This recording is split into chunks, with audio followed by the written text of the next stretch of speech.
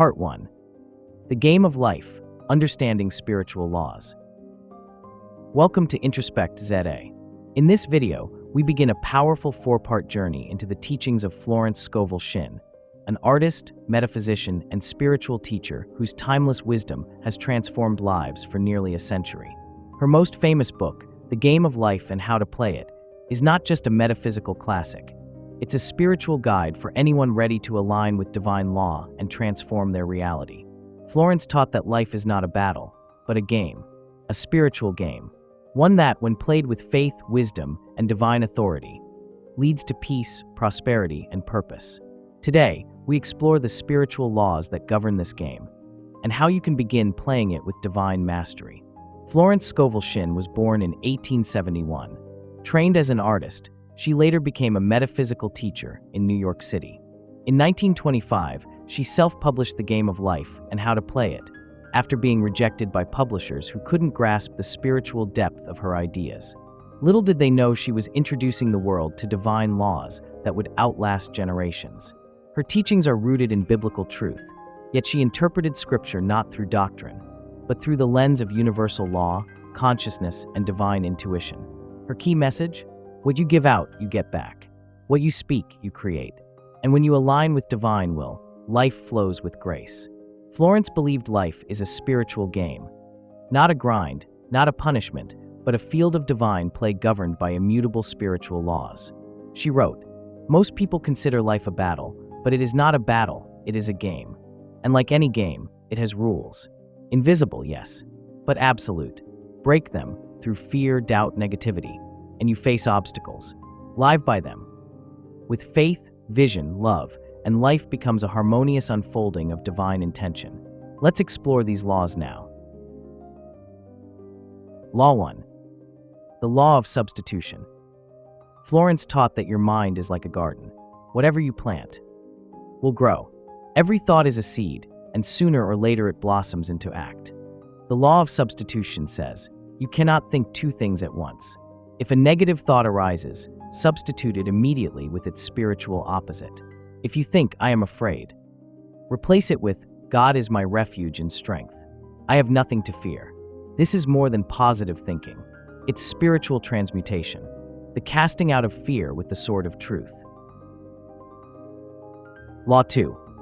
The Law of Expectancy. Florence emphasized, man can only receive what he sees himself receiving. You don't get what you want. You get what you expect. Expect failure, and you'll find it. Expect divine success, and life organizes itself around your belief. This is why she taught affirmations. Not as empty words, but as declarations of spiritual law. Every great work, every big accomplishment, has been brought into manifestation through holding to the vision, and often just before the big achievement comes apparent failure and discouragement. Expect the best. Speak as though it's already yours. Law 3. The Power of the Word. Florence wrote, "The game of life is a game of boomerangs. Man's thoughts, deeds, and words return to him sooner or later with astounding accuracy. This is the spiritual law of vibration. Words carry energy. When you say, I am always provided for, you align with divine supply. When you say, I can't catch a break, you program your reality to mirror that belief." She often quoted Proverbs 18 verse 21. Death and life are in the power of the tongue.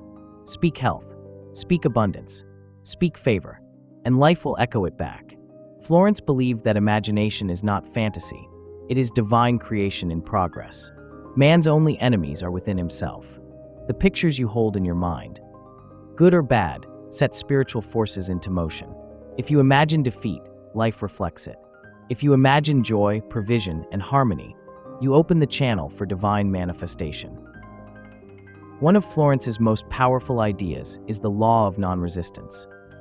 She wrote, "Resist not evil. Be not overcome of evil, but overcome evil with good." When we resist, whether it's a person, situation, or fear, we energize it. When we release it to divine order, we neutralize it. She often advised her students, I do not resist this situation. I put it in the hands of infinite intelligence.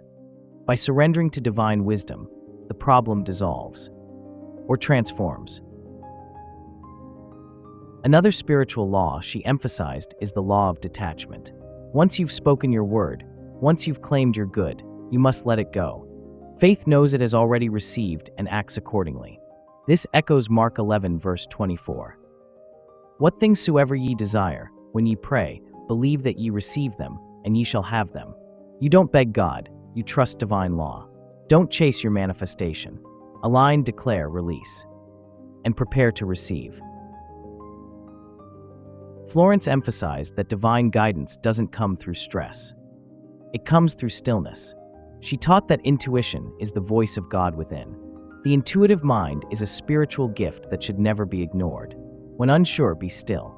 Ask, what would divine guidance have me do? Then listen. Not with logic, but with faith.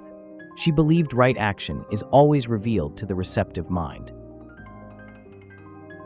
Florence shared stories of students who, after applying these laws, experienced profound breakthroughs. One woman, facing eviction, followed Florence's advice.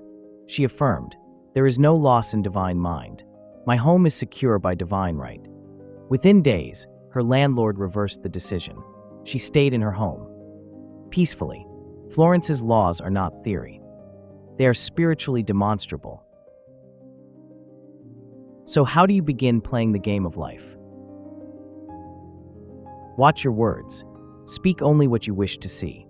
Guard your thoughts. Substitute fear with faith. Visualize success. Imagination is creation. Trust divine timing. What you seek is already seeking you. Affirm daily. Declare, I now prepare for the perfect results. Everything I seek is already mine by divine right. Florence Scovel Shinn didn't just teach principles. She gave us spiritual tools for living with peace, power, and purpose. Thank you for watching Introspect ZA. In Part 2, we'll explore Florence's second book, Your Word is Your Wand, and go deeper into the creative power of the spoken word. Until then, may divine order bless every area of your life.